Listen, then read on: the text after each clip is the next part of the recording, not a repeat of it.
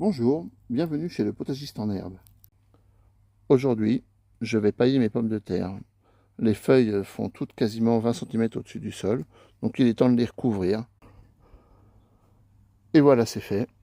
Alors pour une petite surface, là il y a à peu près 70 pieds de pommes de terre. J'ai mis une petite botte, donc j'ai quand même arrosé assez large, mais il faut ce qu'il faut. Alors pourquoi, me direz-vous? Pourquoi mettre de la paille sur les pommes de terre? Eh bien tout simplement pour les couvrir, les protéger d'un éventuel coup de froid, on ne sait jamais, coup de pas de chance.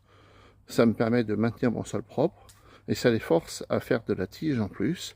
Et avec un peu de chance, j'aurai des tiges racinaires, on va dire, qui vont se développer dans un deuxième étage. Le premier étage étant celui où il y a la pomme de terre qui a été semée. Et là, si je peux avoir un deuxième plateau de pousses de pommes de terre, et ça augmente ma production, quoi, tout simplement.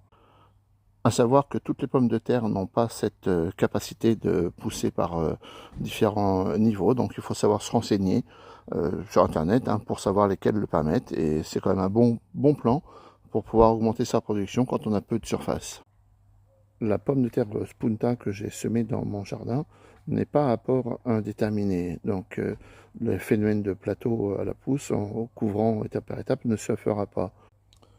Toutefois, le paillage garde son intérêt parce que il maintient mon sol propre, ce qui est quand même pas négligeable, et sert de butage pour mes pommes de terre, pour qu'elles ne prennent pas le soleil quand elles vont se développer, ce qui est quand même un grand plus. Je vous remercie de m'avoir suivi jusqu'au bout. Je vous invite à mettre un like et laisser un commentaire, et je vous dis à bientôt.